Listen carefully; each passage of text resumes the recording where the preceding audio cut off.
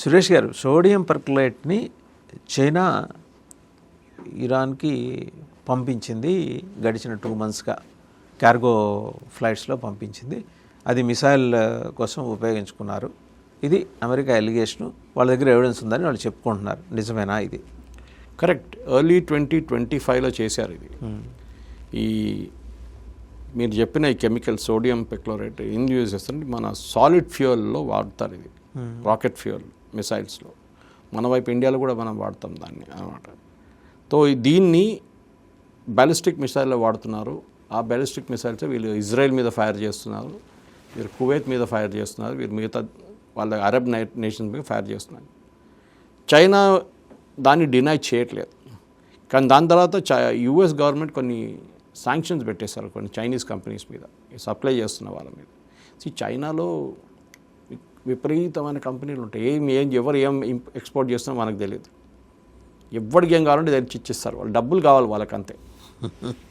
Okay, వాడు ఏం చేసుకుంటాడు దాంతో. సో ఈ చైనా ఇరాన్ షిప్మెంట్స్ చూస్తే మనం చాలా మటుకు 1000 tons మీరు చెప్పిన వాళ్ళ ప్రకారం 1000 tons చైనీస్ పోర్ట్ నుంచి ఇరానియన్ షిప్స్ లోడ్ చేసుకొని తీసుకెళ్లారని చెప్తున్నారు. అది నిజమే, దాన్ని డినై చేయట్లేదు ఎవరు.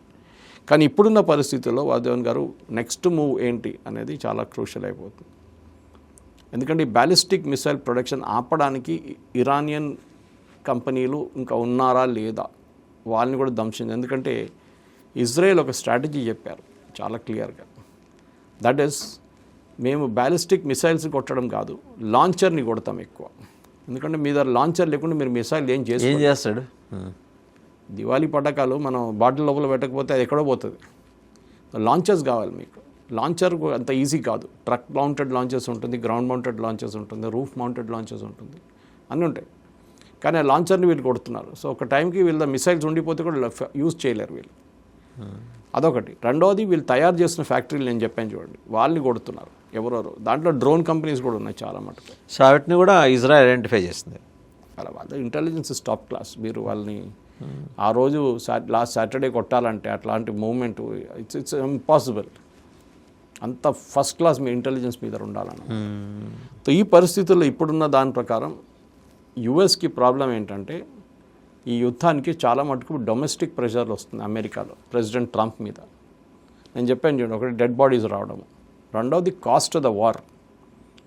మీరు కొంతమంది అంటున్నారు ప్రతిరోజు 5 బిలియన్ అంటున్నారు, కొంతమంది ప్రతిరోజు 10 బిలియన్ అంటున్నారు. డెఫినెట్గా మీరు 2 ఎయిర్క్రాఫ్ట్ క్యారియర్, అక్కడ ఇప్పుడు 3వది ఒకటి వస్తుంది జార్జ్ బుష్ ఎయిర్క్రాఫ్ట్ క్యారియర్, అక్కడున్న నేవల్ షిప్స్ కానివ్వండి, అక్కడున్న టార్పిడోస్, అక్కడున్న సబ్మెరీన్స్, మీరు దేనికి ఖర్చు పెడుతున్నారు ఇంత? ఎవరిని కొట్టడానికి? అదే టైంలో ఇజ్రాయెల్ ఏం మెయింటైన్ చేయట్లేదు. ఇజ్రాయెల్ అక్కడి నుంచి వచ్చి కొట్టేసి వెళ్ళిపోతారు. చెప్పాడు సింపుల్. అంటే ఒక రంగా ట్రంప్కి హోంవర్క్ ఇచ్చాడు నెతన్యాహు. హోంవర్క్ అని కాదు, ఇది అభిమన్యుని చక్రవ్యూహంలో పంపించినట్లు అయిపోయింది.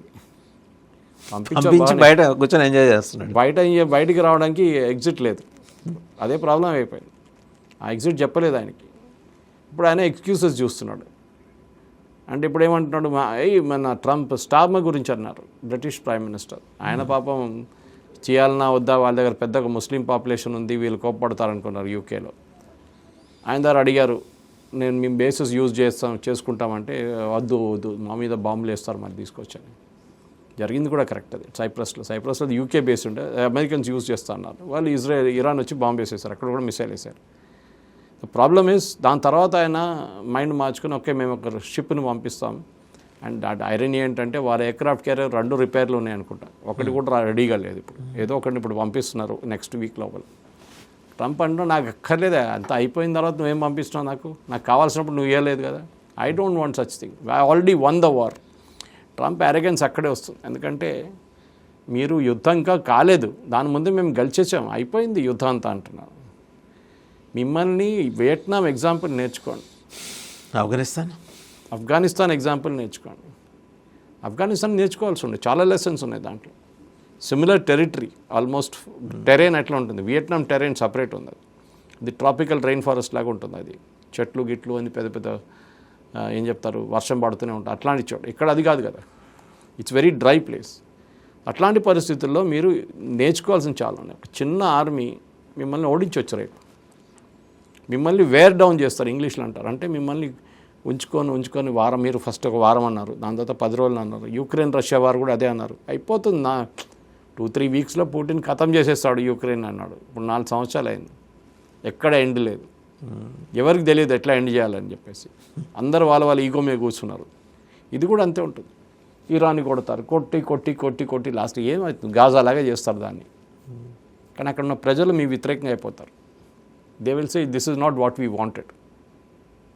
మీరు మా లీడర్స్ని కొట్టండి, మా ఆర్మీని కొట్టండి, మా రెవల్యూషనరీ గార్డ్ని కొట్టండి, మాకు అభ్యంతరం లేదు. కానీ మీరు మా జీవితం కూడా దాంతోపాటు మొత్తం ధ్వంసం చేసేస్తారు. మీరు మాకు ఫ్యూయల్ లేదు, ఫుడ్ లేదు, ఏం లేదు, మమ్మల్ని ఎట్లా బతుకు. టెహరాన్లో ఫ్యూయల్ లేకుండా చేసి పారేశారు కదా సార్. టెహరాన్లో అదే అంటున్నా. తెహరాన్లో మీరు చూసుంటారు నిన్న కొన్ని వీడియోలు, రోడ్ నుంచి పొగలు వస్తాయి, సైడ్ నుంచి ఫ్లేమ్ వస్తుంది. ఎందుకంటే అది డ్రైనేజ్లో వెళ్ళిపోయింది పెట్రోల్ డీజిల్ అంతా, అక్కడే మంట పట్టుకుంది. అది మీ ఇంటి కింద నుంచి బ్లాకిష్గా టర్న్ అయింది. మీ ఇంటి కింద నుంచి వెళ్ళే డ్రైనేజ్ పైప్లో రేపు అది పేలితే మీ ఇల్లు మొత్తం కింద పడిపోతుంది. ఆలోచించండి, ఆ పరిస్థితికి వచ్చేసారు. వాళ్ళ నేబర్స్ ఏమంటున్నారు, నిన్న ఖతారీ ఎమీర్ మాట్లాడారంట ట్రంప్తో. ఇది ఎప్పుడు ఆపుతారు ఏంటి, మా కంప్లీట్ గ్యాస్ ప్రొడక్షన్ ఆగిపోయింది, లోకం ఇంపాక్ట్ అయిపోతుంది, యూరోప్లో గ్యాస్ ప్రైస్ చూడండి, మనకి మీ వైపు చూడండి, మనది ఆల్రెడీ 60 రూపాయలు పెంచేసరికి ఈ గ్యాస్ వాధవన్ గారు స్టోర్ చేయలేరు ఎక్కువ. యూ కెన్ స్టోర్ ఫ్యూయల్ ట్యాంకర్స్లో, గ్యాస్ మీద అండర్ గ్రౌండ్ ట్యాంక్స్లో, మిగతా అన్ని స్టోర్ చేసుకో. Gas you cannot store beyond a point, ఇది వాడాల్సింది అది. కానీ ఈ పరిస్థితుల్లో ఏం చేస్తారు ఇప్పుడు, ఏవియేషన్ ఫ్యూయల్ 50% పెరిగింది. కెరసిన్తో క్లోజ్ ఉన్న బర్నింగ్ పాయింట్ ఉంటుంది ఏవియేషన్ ఫ్యూయల్.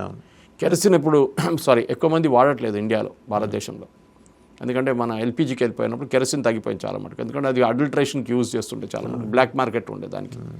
కానీ మనకి ఇప్పుడు కావాల్సింది ఏంటంటే మనకి ఫ్యూయల్ కావాలి, క్రూడ్ ఆయిల్. అది మనకి రష్యా వైపు నుంచి వచ్చేస్తుంది, ప్రాబ్లం లేదు. గయానా నుంచి వస్తుంది, వెనజువేలా నుంచి వస్తుంది, తీసుకుంటాం. ఎక్కడి నుంచో చెక్కడ తీసుకుంటాం మనం.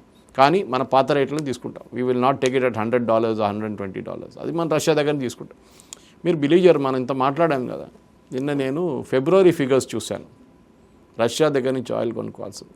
ట్రంప్ ఏమన్నారు మన దగ్గర ఫిబ్రవరి స్టార్టింగ్లో అన్నారు, భారతదేశం చెప్పేశారు we will not by any more crude oil from Russia అని. కానీ ఫిబ్రవరి డేటా చూస్తే మనం నవంబర్లో ఎంత కొన్నామో అంతనే ఉంది ఇప్పుడు కూడా. అంటే మనం కొంటున్నాం, మనకు తెలుసు. బహుశా ఈ వార్ మొదలైనప్పటి నుంచి మనం కొనడం మొదలుపెట్టేశాం. మనకు తెలుసు యూఎస్ పర్మిషన్ ఇవ్వడం ఏంటి, మనం కొనుక్కోవాలి. మనం ఎవరు పర్మిషన్ అక్కర్లేదు మనకి. ఎందుకంటే మీరు 25% పెట్టలేరు. ఇప్పుడు ట్రంప్ దగ్గర అధికారం తీసేశారు సుప్రీంకోర్టు. ఆయన 15% మ్యాక్సిమం అంతే, అది ఆల్రెడీ ఉంది 15%. మీరు దాని మీద 25 పెట్టలేరు మీరు. You cannot do that. ఇప్పుడు అందరికి కావాల్సింది ఏంటంటే యూరోప్ కూడా అడుగుతున్నారు, మాకు గ్యాస్ ఇవ్వండి అంటున్నారు. వాళ్ళకి అది సరే, మనకన్నా కూడా ఎక్కువ అవసరం యూరోప్కి ఉంది. ఇప్పుడు అదే ప్రాబ్లం వస్తుంది. రష్యా డిక్టేట్ చేస్తున్నారు. ఇప్పుడు రష్యా విల్ డిసైడ్ టుమారో ఎంత ఛార్జ్ చేయాలో రష్యా డిసైడ్ చేస్తారు. ఈ పరిస్థితుల్లో ఈ యుద్ధం ఆపడానికి ట్రంప్ చాలా కష్టపడుతున్నారు, నానా కష్టపడుతున్నారు. కానీ ఎక్కడ ఆగడం, ఎప్పుడు ఆపడం ఏం తెలియదు వీళ్ళకి. ఎందుకు ఆపడం అది కూడా ఉంది. ఆపినప్పుడు అడుగుతారు అందరూ, ఎందుకు ఆపారు, మీ ఆబ్జెక్టివ్స్ సమానం చెప్పుకోవాలి, మీ ఆబ్జెక్టివ్స్ మీట్ అయిందా, అంతా ధ్వంసం చేసాం వాళ్ళని, యురేనియం ఏమైంది చూస్తున్నాం, ఇక్కడ ఉంటుంది, అది తీసుకొస్తాం మేము. వాళ్ళ మిసైల్ ప్రొడక్షన్ చూస్తున్నాం, అది కూడా మీరు సాధించలేకపోయారు. మీరు గాజాలాగా తయారు చేశారు అంతే తెహరాన్ని. దాని తర్వాత గాజాలో వాడి డిసడ్వాంటేజ్ ఏంటంటే వాళ్ళ దగ్గర ఆయుధాలు ఎక్కువ లేవు, వీడి దగ్గర మొత్తం ఆయుధాలు ఉన్నాయి. కొడుతున్నాడు, డ్రోన్లు, మిసైళ్ళు అన్నీ కొడుతున్నాడు. చుట్టుపక్కల కంట్రీస్ ఎకానమీ మొత్తం ధ్వంసం చేశాడు. గాజా అంటే అక్కడ ఆపరేట్ చేయించిన హమాస్ వీళ్ళ ప్రాక్సీ. అదే వాళ్ళకి అంత ఆయుధాలు లేవు, కొన్ని లిమిటేషన్స్ ఉన్నాయి దానికి. ఇప్పుడు చూడండి, స్ట్రైట్ ఆఫ్ హార్మోస్ క్లోజ్ చేశారు, ఆయిల్ ప్రైసెస్ 120కి వెళ్ళింది వాళ్ళ పొద్దున. దాని తర్వాత ఏంటి, మిసైల్స్ కొడుతున్నారు. వాళ్ళ ప్రొడక్షన్ ఫెసిలిటీ అరామ్కో మీద కొట్టారు, కువైట్లో కొట్టారు రిఫైనరీ మీద. సో వాళ్ళు ఎక్కడెక్కడ వాళ్ళ ఎకనామిక్ స్ట్రెంగ్త్ ఉందో దాన్ని కొడుతున్నారు. దాంతోనే మొత్తం ధ్వంసం అయిపోతున్నారు అన్నమాట. రష్యా ఏ రకంగా సపోర్ట్ చేస్తుందండి? ఇప్పుడు చైనా అంటే మనకి తెలిసిపోయింది, రష్యా శాటిలైట్ ఇమేజరీ ప్రొవైడ్ చేస్తున్నారు, రియల్ టైమ్ ఇంటెలిజెన్స్ అంటారు దాన్ని. అంటే ఇప్పుడు ఇక్కడ ఈ యూఎస్ బేస్లో ఏదో యాక్టివిటీ ఉంది, 5 ఫ్లైట్లు కనిపిస్తున్నాయి ఇమ్మీడియట్గా అక్కడికి, ఇక్కడ బోట్లు కనిపిస్తున్నాయి, ఇక్కడ షిప్స్ ఇక్కడ ఉంది, సో మీరు ఈ రూట్లో వెళ్ళకండి, లేదా వాళ్ళని అలా అటాక్ చేయండి. సో అది ఆ డేటా ఇస్తున్నారు. కానీ వీళ్ళ దగ్గర ప్రూఫ్ లేదు. రష్యా ఇస్తున్న పిలిచి ఒక ఎన్వెలప్ వేసి ఇవ్వరు కదా, వాళ్ళు సీక్రెట్గా ఇస్తారు వాళ్ళు, అది వాడుకుంటున్నారు వాళ్ళు. రియల్ టైమ్ ఇన్ఫర్మేషన్ చాలా పనికి వస్తుంది. ఒక వారం తర్వాత జరిగినప్పుడు మీకు పనికి రాదు అంతా. రియల్ టైమ్గా ఈ షిప్ ఇక్కడ ఉంది, ఈ బోట్ ఇక్కడ ఉంది, ఈ ఆర్మీ మూవ్మెంట్ ఇక్కడ ఉందంటే దాన్ని కొడుతున్నారు వాళ్ళు కరెక్ట్గా. అది మెయిన్ థింగ్. ఇంకొక పాయింట్, ఈ ఇరానియన్ ఆర్మీకి రెవల్యూషన్ గార్డ్స్కి మధ్య ఉన్న గ్యాప్ ఉందా? చాలా గ్యాప్ ఉంది, పెద్ద గ్యాప్ ఉంది. ఇరాన్లో ఉన్న ఆర్మీని అసలు అక్కడున్న గవర్నమెంట్ పట్టించుకోరు అస్సలు. ఎందుకంటే వాళ్ళకి చెప్పాను చూడండి, కమ్యూనిటీ టైం నుంచే డౌట్ ఉండే వీడు షా ఆఫ్ ఇరాన్ మనుషులు వీళ్ళని చెప్పేసి. దానికి వాళ్ళకి ఆయుధాలు లేవు, మోర్ దెన్ 50 years అయిపోయింది, వాళ్ళకి ఏం లేవు. వేరే రెవల్యూషనరీ గార్డ్స్ అన్నీ నడిపిస్తారు, వాళ్ళు ఆయుధాలు ఇస్తారు, వాళ్ళకి బిజినెస్ ఇస్తున్నారు, వాళ్ళు అన్నీ వాళ్ళే చేసుకుంటున్నారు. వాళ్ళకి ప్రైవేట్ మిలిషియాలాగా ఆరిపోయారు ఈ ముల్లాల కోసం. అది డిఫరెన్స్ అన్నమాట. వాళ్ళ మిలిషియా పేరు ఇందాక చెప్పారు మీరు, మసీజ్. అదే ఉండే వాళ్ళు మసీజ్ ఒకటి ఉంటే వాళ్ళ దగ్గర ఈ మిలిషియాస్ ఏంటంటే ఇల్లీగల్గా చేయడానికి పనులు పంచుకుంటారు. మసీజ్ they don't not wear any uniform, no uniform, nothing. So వాళ్ళని ఇల్లీగల్ యాక్టివిటీస్ వాడుకుంటారు. లీగల్ కాగానే అంటారు మేము నాకు డిసిప్లిన్ ఉంది, మాకు రూల్స్ ఉన్నాయి, మాకు రెగ్యులేషన్, వాడే కూడా మాకు తెలియదు అంటాడు. అంతే. So they escape from international scrutiny జరిగినప్పుడు రేపు ఈ యుద్ధం ఆగిన నాన్ స్టేట్ ఫ్యాక్టర్ అంటాడు. యుద్ధం ఆగిన తర్వాత రేపు మేము ఒక కేసు పెడతాం, ఎవరో మనుషులు చంపారో రోడ్డు మీద 1500 మందిని, వాళ్ళు ఎవరని మేము will search and we will prosecute them అంటారు. ఎవడు మీకు తెలియదు, రెవల్యూషనరీ గార్డ్స్ అంటారు మేము చేయలేదు వాళ్ళు చేశారు, వాళ్ళు ఎవరు నాకు తెలియదు, వాళ్ళు ప్రజల లోపల వెళ్ళిపోయారు. అప్పుడు అంతే, బండి పక్కన పెట్టేశారు, ఆయుధాలు వాడేశారు, వాళ్ళు వెళ్ళిపోయారు ఎక్కడికో, మాకేం తెలిసేవాడు అని చెప్పి. సో ఇప్పుడు బూట్స్ ఆన్ ద గ్రౌండ్ మర్చిపోండి వాసుదేవన్ గారు. నా ద బిగ్గెస్ట్ ప్రాబ్లమ్ ఈస్ ఇరాన్లో ఉన్న అక్కడున్న ప్రజలు కూడా సఫర్ అవుతున్నారు. వాళ్ళు అనుకున్నది జరగట్లేదు, అది ఇప్పుడు పెద్ద ప్రాబ్లం.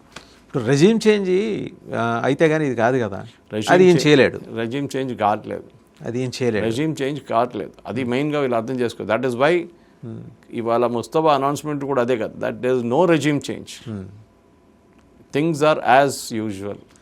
ఎట్లా ఉందో అట్లానే నడుస్తుంది. ఇప్పుడు కమని వెళ్ళారు, కొడుకు వచ్చారు కదా, ఆయన కొడతారా, కొట్టండి, నెక్స్ట్ ఇంకోటి వస్తాడు.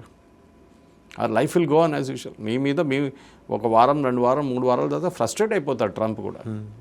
ఏమైంది, ఎక్కడ ఆగట్లేదు ఇంటి చెప్పేసి లాస్ట్ ఉన్నది అన్నీ వేసాం కదా వాళ్ళ తల మీద తీసుకెళ్ళి మళ్ళీ చావలేదు ఇప్పుడు దాకా అంటాడు. ఇది problem. 2 beneath the sea internet కేబుల్స్ని రెడ్ సీలోను మెడిటరేనియన్ సీలోను వాటిని ధ్వంసం చేసే కార్యక్రమం అది ఉంటుంది ఎప్పుడు, అది కానీ చేయరు. ఎందుకంటే అది బ్యాక్ ఫైర్ అవుతుంది. మీ తోడు ఉన్న దేశన్స్ కూడా మిమ్మల్ని సపోర్ట్ చేయరు తర్వాత. Iran will not do that. Sabotage అందరి మీద ఇంపాక్ట్ ఉంటుంది, వాళ్ళకు కూడా ఇంపాక్ట్ ఉంటుంది. అది సో అది జరిగింది కూడా, దీనికన్నా ముందు కొన్ని యుద్ధాలు జరిగింది కదా ఇంతకుముందు ఒకసారి. ఇట్ ఇస్ నాటింగ్ న్యూ, కానీ అది చేస్తే అందరు ఇంపాక్ట్ అవుతారు. మొత్తం ప్రపంచం అంటే చాలా మటుకు ఎవరెవరు యూజ్ చేస్తున్నారో చాలా కేబుల్స్ ఉంటుంది, అండర్ గ్రౌండ్ కేబుల్స్, మనం అండర్సీ కేబుల్స్ ఉంటుంది. మనకు కూడా యూరోప్కి వెళ్ళే లైన్స్ అంతా అక్కడి నుంచి వెళ్తుంది. సో ఈవెన్ సపోజ్ దుబాయ్ లాంటి ప్లేస్, గల్ఫ్లో కూడా చాలా ఎఫెక్ట్ అవుతుంది. కానీ ఇప్పుడైతే అది జరగట్లేదు, అసలు దాని న్యూస్ లేదు. ఇప్పుడైతే యుద్ధాలు నడుస్తున్నాయి అంతే. ఆ యుద్ధాలు ఎట్లా నడుస్తుంది అది చూడాలి. ఎందుకంటే ఇప్పుడు నేవల్ ప్రెసెన్స్ లేదు ఇరాన్కి లేదు. సో సూసైడ్ బోట్స్ అది వాళ్ళు వాడుకుంటారు, వాళ్ళు వాడుతున్నారు. స్ట్రైట్ ఆఫ్ హార్మజ్ పక్కన ఎక్కడ ఉందో తెలియట్లేదు ఇప్పుడు. ఇదంతా ఇక్కడ పెట్టుకున్నారు అర్థం కావట్లేదు. వాళ్ళు మెల్లమెల్లగా తీస్తున్నారు ఒకటి తర్వాత ఒకటి. ఈ వార్షిప్స్కి డేంజర్ కదా దానివల్ల. డెఫినెట్గా అన్మ్యాన్డ్ ఉంటుంది, మ్యాన్డ్ ఉంటుంది, 2 ఉంటుంది. అన్మ్యాన్డ్ పంపిస్తున్నారట, అన్క్రూడ్ అంటారు, అన్క్రూడ్ అంటారు, ఇంక్రూడ్ అంటారు. 2 ఒకటి సూసైడ్ మిషన్ ఉంటుంది, ఇంకోటి also suicide mission but without any personnel, ఎవరు మనుషులు ఎవరు ఉండరు ఆన్ బోర్డ్. చిన్న చిన్న షిప్స్ ఉన్న బోట్స్ వెళ్ళి కొట్టేస్తారు దాన్ని. ఇక అది పెద్ద బోట్లు కనిపించవు కింద ఏముందని. కింద ఏం జరుగుతుంది ఏం తెలుస్తుంది, అదే పెద్ద floating cities. It's a big this is why I'm saying it is asymmetric war. Regular war కాదు, యుద్ధం కాదు ఇది.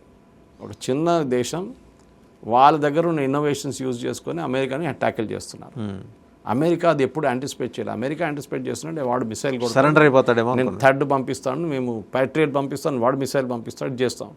కానీ వాడు అది అసలు ఏం యూజ్ చేయట్లేదు, వాడు డ్రోన్ యూజ్ చేస్తున్నాడు. వీళ్ళు పరేషాన్ అయిపోయారు. మళ్ళీ ఏం చేయాలి, డ్రోన్ ఎట్లా ట్యాకిల్ చేయాలి వీళ్ళు. దానికోసం లూకాస్ని తీసుకొచ్చారు ఇంకోటి. అట్లాంటి కాస్ట్ ఆఫ్ వార్ అని చాలా ఇంపార్టెంట్. ఎవరికి ఎక్కువ డబ్బులు పోతున్నాయి, లాస్ట్లో ఎవడు ఉంటాడు గ్రౌండ్లో, అది ఇంపార్టెంట్. కాంగ్రెస్కి ఏం సమాధానం చెప్తాడు సార్ ట్రంప్? అదే ఇప్పుడు కాంగ్రెస్ అది వాళ్ళకి ఆయనకి దానికన్నా పెద్ద పబ్లిక్ ఒపీనియన్ ఫ్యూయల్ ప్రైసెస్ మీద ఉంది. అక్కడ కూడా పెరిగినాయి కదా, అక్కడ పెరిగాయి కదా, 30% పెరిగింది, 20 నుంచి 30%. అది ఏమంటారు అక్కడ? What answer will you give? That is the question. Right Suresh garu, thank you very much. So చూసాం కదా, అంటే ఎగ్జిట్ లేని ఒక ఎంట్రీ ఇచ్చిన కారణంగా ట్రంప్ ఎదుర్కొంటున్న సమస్య. సరే, ట్రంప్ అనే బూచిని చూపించి నెతన్యాహు తన పని కానిచ్చుకున్నాడు, ఇరాన్ సుప్రీమోని కొట్టేశాడు. అలాగే లెబనాన్ వెళ్ళి హెజ్బుల్లాస్ని కొడుతున్నాడు. అండ్ ఇంకో వార్నింగ్ ఇచ్చాడు, ఇరాన్ సుప్రీం కమాండర్గా మీరు ఎవరినని అనుకోండి 24 hours లేదా మ్యాక్సిమం 48 hours ఈ పాటికి ఆ ప్లాన్లో ఉంటారు. ముస్తఫా ఖమేనీని వాళ్ళు ప్రకటించిన తర్వాత అండ్ ముస్తఫా ఖమేనీకి ఉన్న డ్రాబ్యాక్స్ని ఇజ్రాయెల్ అడ్వాంటేజ్కి తీసుకోబోతోంది. బట్ అలాగని ఆయనేమి అసమర్థుడని కాదు, ఆయన వెనకాల ఇస్లామిక్ రెవల్యూషనరీ గార్డ్స్ ఉన్నారు. సో వాళ్ళు ఈయన కలిస్తే చేయగలిగింది ఫలానాది లేదు అనటానికి వీల్లేదు, ఏదైనా చేయగలరు. అండ్ అలాగే ఇరాన్ ఆర్మీ వీళ్ళ కంట్రోల్లో ఉంటుంది, వీళ్ళు చెప్పినట్టు చేయాలి, లేకపోతే అలా నోరు మూసుకుని కూర్చోటమే. ఎటొచ్చి ప్రెసిడెంట్ ఏమన్నా ఎక్కువ తక్కువ మాట్లాడినా ఆయన్ని బెదిరిస్తుంది Islamic Revolutionary Guards. Overall picture అయితే ఇది. వాళ్ళకైతే నేవీ మొత్తం పోయింది, ఇరానియన్ నేవీ మొత్తం పోయింది. బట్ వాళ్ళ దగ్గర ఉన్న వెపన్ అంటే సూసైడ్ బోర్డ్స్ ఉన్నాయి. ఎప్పుడు వచ్చి ఈ వార్షిప్స్ని కొడతారనే ఒక అనుమానం. అండ్ మిసైల్ టెక్నాలజీలో వాళ్ళు చాలా అందవేశం చెయ్యి. బట్ హౌ లాంగ్, వాళ్ళనే ఎంతకాలం చేయగలరు? ఇప్పుడు ఇరాన్లో ఫ్యూయల్ కాంప్లెక్స్ ఉంది, టెహరాన్లో తగలబెట్టేశారు. ఇజ్రాయెల్ చాలా స్ట్రాటజిక్గా అటాక్ చేస్తుంది. ఎప్పుడు ఇది యుద్ధం ముగుస్తుంది అంటే Trump has to take a call. Iran కాదు ఇక్కడ తీసుకోవాల్సింది, లేదా నెతన్యాహు కాదు. సో ట్రంప్ తీసుకుంటాడా లేదా, లేకపోతే కాంగ్రెస్ ఎదుట వెళ్ళి ఆ నిందలు ఎదుర్కొంటాడా, లేకపోతే వాళ్ళు చిట్లు శాపనార్థాలు ఉంటాయి, వాళ్ళ ప్రజల నుంచి ఉంటాయి, ఇవన్నీ ఎదుర్కొంటాడా? ఇరాన్ మీద యుద్ధం పేరుతోటి సొంత దేశంలోని ప్రజానికాన్ని నుంచి వ్యతిరేకత ఎదుర్కొనేదాకా ట్రంప్ వెళ్తాడా? వేచి చూడాలి.